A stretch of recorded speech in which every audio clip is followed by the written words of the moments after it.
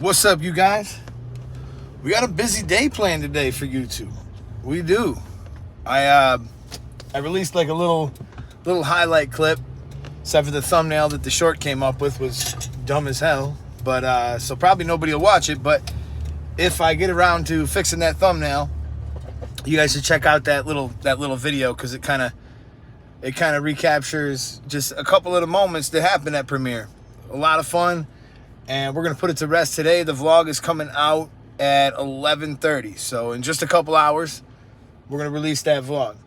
I've been working like a fiend on all this stuff for you guys, just to keep dropping, just to keep releasing content. And as always, we're gonna talk about some reasons why I went to the show, what I hope to get out of it, and what I did actually get out of it. So how's everybody going this morning? Let's see. How's everything going? Looking to see who's up in the room here. We got some people starting to fill in, and we're good. We're gonna get this ride to work started. I'm gonna light you guys up with a little bit of fire, get you ready for the day, and let you know what's going on. So first off, I paid $724.18 for a clipper and a trimmer. Never thought I'd see the day that I would pay that much, but this is what it's come to. All right. Now, part of this has probably got a little bit to do with inflation, but also Babyliss tools are pretty expensive. So I do have the Snap FX. I have been testing it for the past couple of days, and you can expect a review very soon on that particular thing. One of the other things I got from the show that I was really happy about, actually I had this before the show, I'm not gonna lie, but it didn't get back to my house until the day of the show. But it's this little red blow dryer right here. Now this blow dryer is so strong, it'll blow a bitch right out of the chair. So on to what I hope to accomplish at the premiere show. At the premiere show, I hope to shake hands, make friends, and find different possibilities of collaboration. We did that, and we did more. Good morning, Dre. Good to see you, buddy. We did that and more. And in fact, this show went so well that it's already led to another opportunity where I will be flying out to Vegas. More on that later, and I will vlog that trip.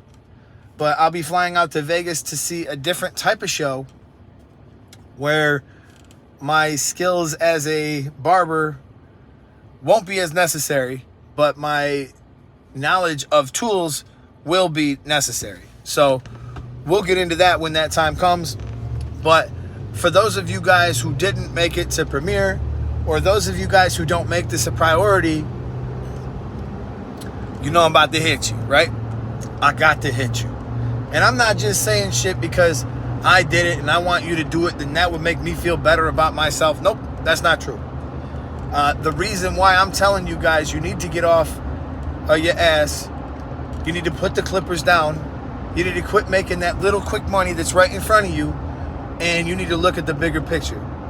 Because there are some big ass opportunities out there, and if you got the hunger to chase them down, if you got the courage to stand up for them, then you're gonna be all right. If you know who to ask, what the right questions to ask, the right way to rephrase your words, you can find yourself on a stage day one of the show. Tell them, go to the booth. Tell them, yo, I want to get up there. I want to do a little bit.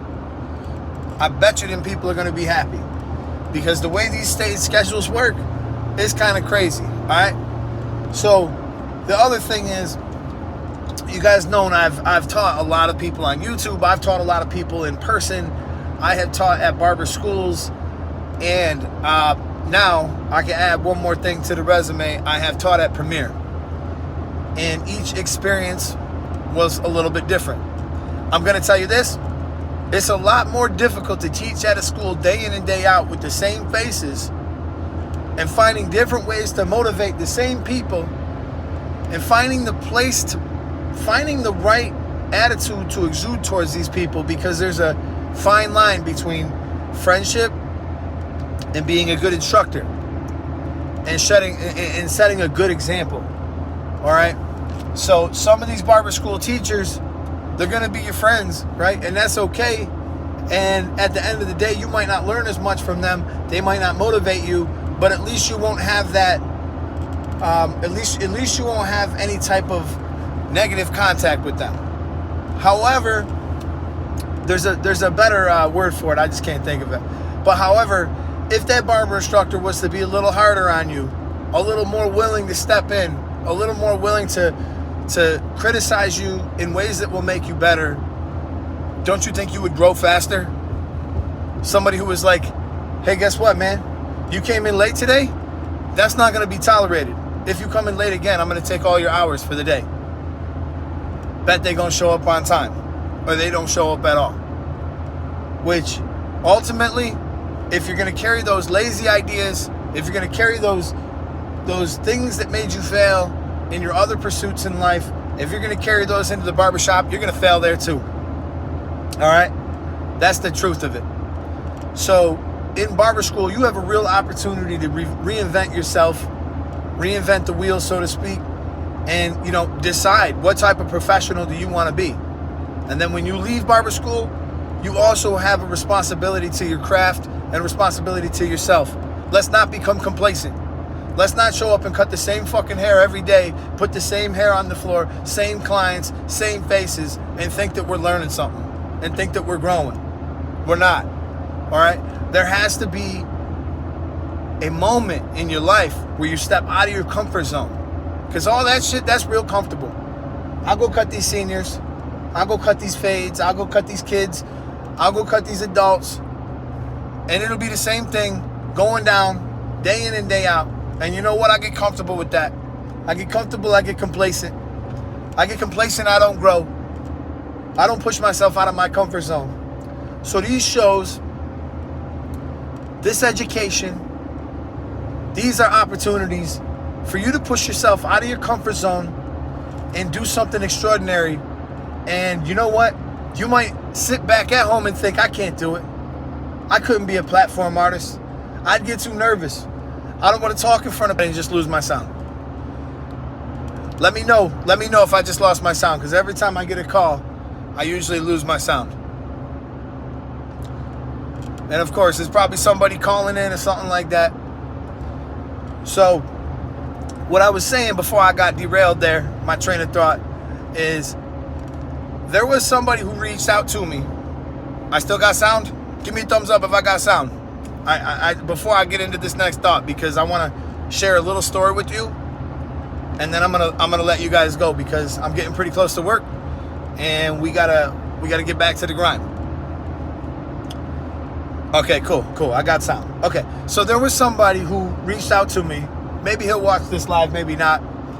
But this kid, he was like, dude, you could really help save me. You gotta help get me in the show. Okay. Maybe I could do that. But then he tells me he's stuck at JFK. And then he tells me that he was cutting hair too late before he left, and he missed his plane. Now, that's a shame, because the fact that he flew out of his hometown and didn't make it where he was going and missed his flight, that's really a shame. Now that's what people call bending over dollars to pick up pennies. Bending over dollars to pick up. Anyways, I'm reading text messages. I'm sorry. That's how you bend over dollars to pick up pennies. All right.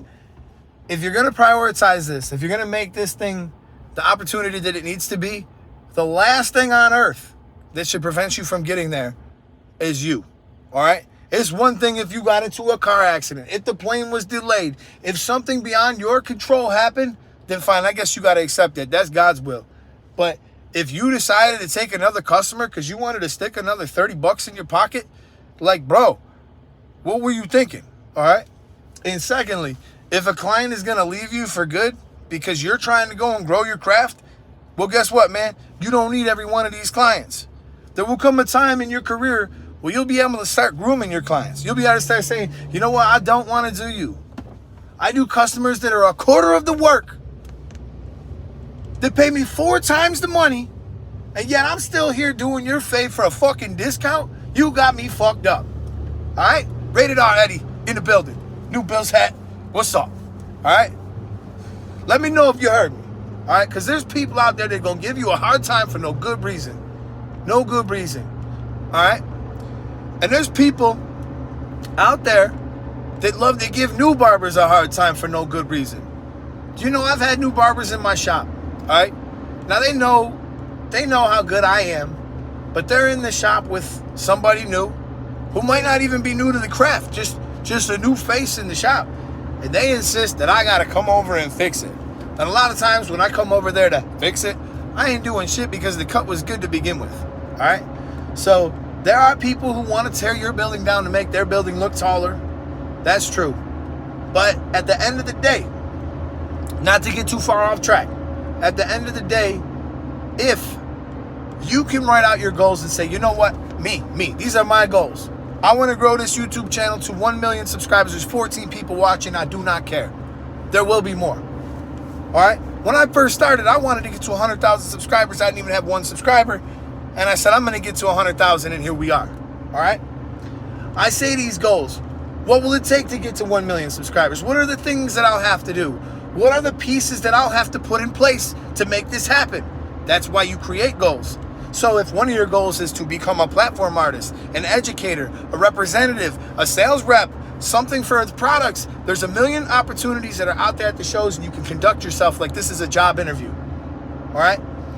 That means that if those are your goals, the things that you need to put in place are being there, looking presentable, having a goal and a reason to be there, and approaching that company and having the courage to do so.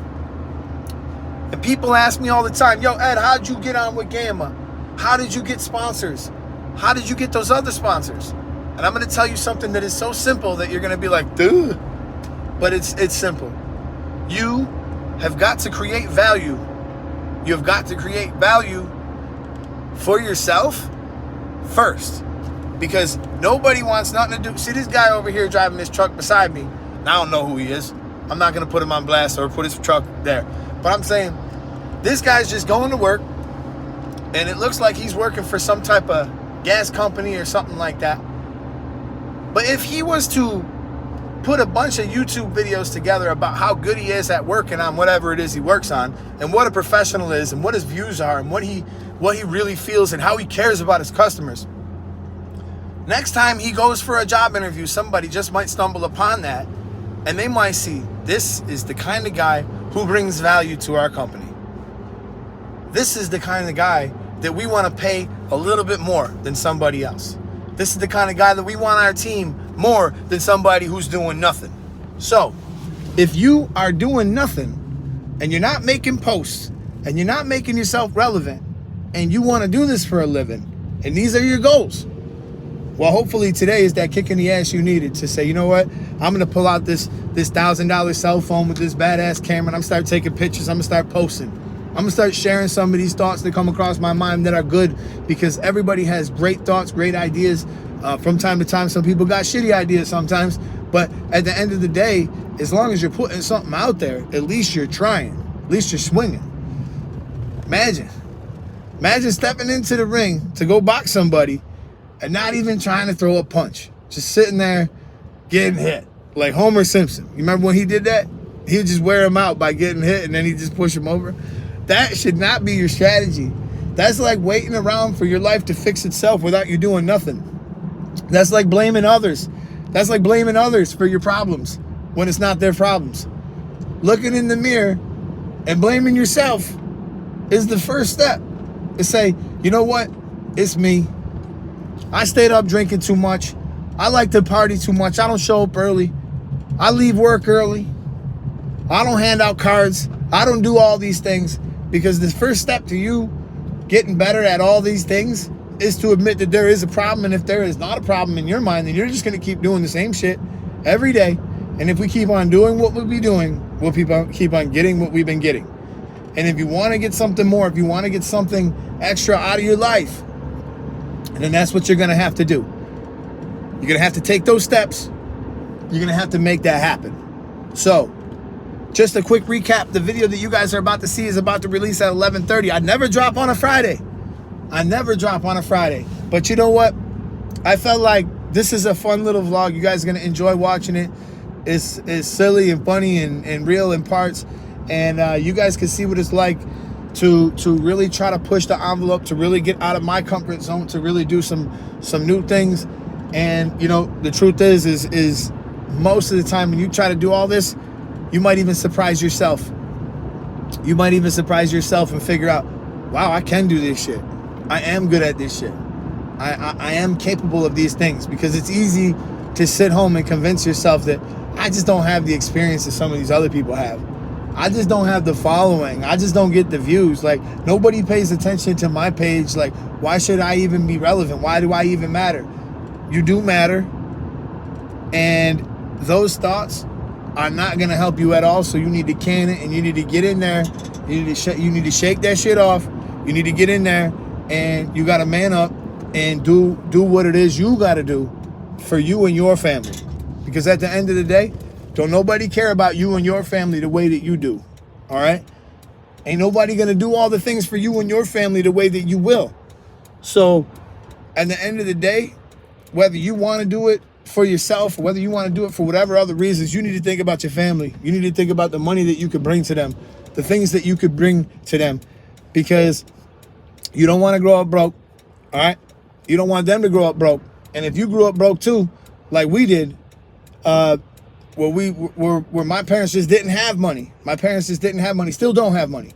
Can't just go out and spend $300-400 somewhere. All right? That's something that they can't do. All right?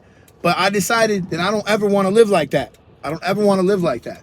I want to have money to do whatever the hell I feel like doing, whenever the hell I feel like doing it. No, I don't want to wait till a fucking paycheck. No, I don't want to wait for a raise just in case this company takes pity on me and says, here you go, Ed, here's a raise. Oh, thanks, man. That was in the plans. Nah, man, I'm not waiting for all these other people to fix my shit up. Nah, that ain't happening. That's not me. All right? We're going to make this shit happen on our own. We're going to rely on ourselves. We're going to rely on our mind to make this shit happen, to make this money. All right? All right, man. I hope that I fired you guys up. I hope that you guys enjoyed this live. Let me know if you did in the comments. I know there hasn't been a whole lot of comments going on. But you know what I'm saying? I'm just saying prioritize.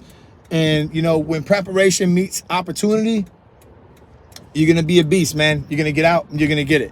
We're working on some content. I hope to drop on Monday as well, Friday as well. You'll probably see me live at another point. And yeah, that's it, man. We can rely on God too. But we got that free will, right? And that's what it is. We got to choose what to do with our free will. You know, it's one thing to only to pray, which is fine, and I do. But it's another thing to take actions on the things that you're praying for. And when that preparation meets opportunity and that faith's involved, boy, there ain't gonna be no stopping you, is there? All right, you guys. I hope that you enjoyed this content. I hope that you enjoyed this live. I hope that it fired you up and made you maybe want to make some type of change. Start today. Make it happen. Do a little extra today. Do a little bit double time tomorrow. Make it happen, all right? All right, you guys. This is the YouTube Barber Academy. I'm Mr. Eddie Barber, and I got to get to work. Peace.